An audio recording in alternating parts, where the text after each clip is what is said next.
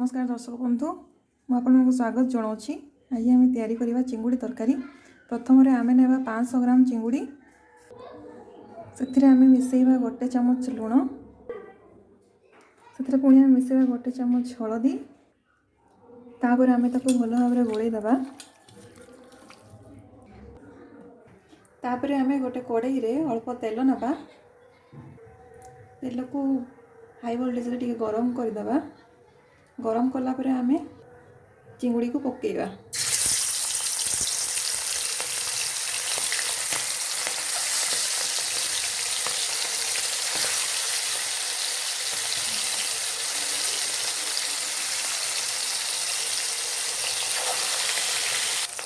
चिंगुड़ी आमर golden brown colour हो गला भलसे भाजी हो गला परे एबे आम ताको काढ़ी देबा।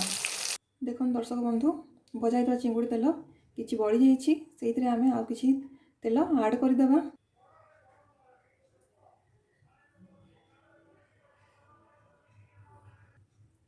तेल ऐड कला परे आमे हाफ चामच चीनी ऐड करिबा।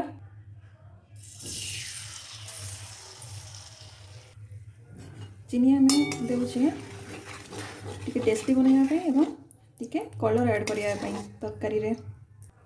तापर आमे तेजपत्र ऐड करिबा। तेजपत्र ऐड कला परे मो गोटे मीडियम साइज रो पियाज टे नेइछि ताको मध्ये ऐड करिबा।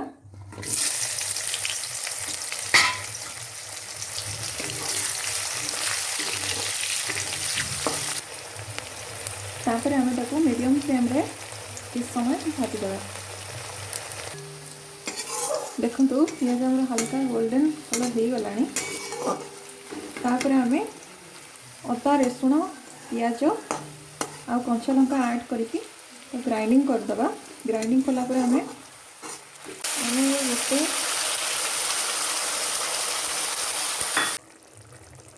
अदा रसुण पियाज और कंचा लंका पेस्ट नेला परे आमे एबे हाफ चामच हलदी ऐड करिबा।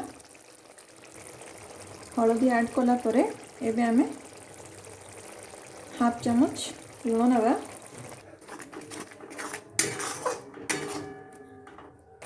तापर मु गोटे स्पून जीरा पाउडर ऐड करी।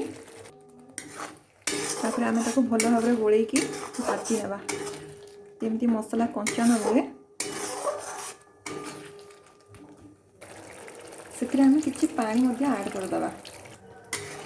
तापर आमे मीडियम फ्लेम रे घोड़ाई दबा। देखो घोड़ंटी काढ़ी सारा पर आमर मसला केमिति ऑयल बाहरी जाइछि।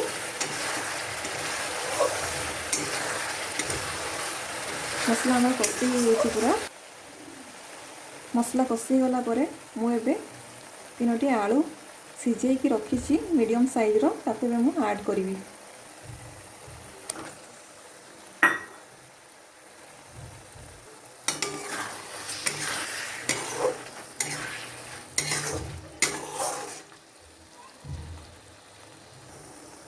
तीनोटी आलू ऐड कला परे एबे मु भजा होइतिबा चिंगुड़ी को ऐड करिवि।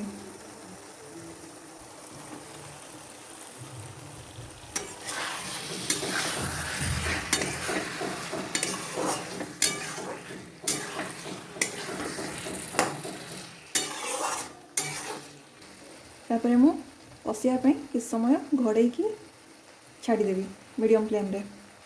देखो तो कषि गलानी चिंगुड़ी आलू। तापर मु गोटे बाउल पानी ऐड करी।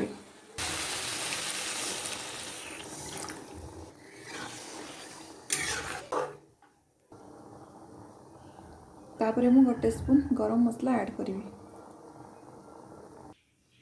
तापर आमे हाई वोल्टेज फ्लेम रे ताके समय छाड़ी दबा। 3 मिनिट पर देखंतु तरकारी टी केमिति देखा गलानी। तापर आमे गोटे स्पून चिकन मसला पाउडर ऐड करिबा।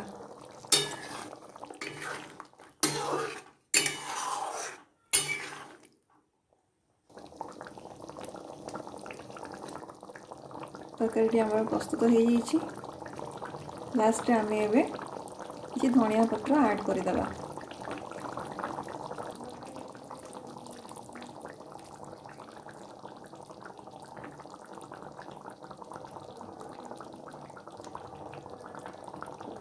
तापर एबे आमे गैस टी को बंद कर नेबा। तरकारी आमर हो गलानी देखो दर्शक बंधु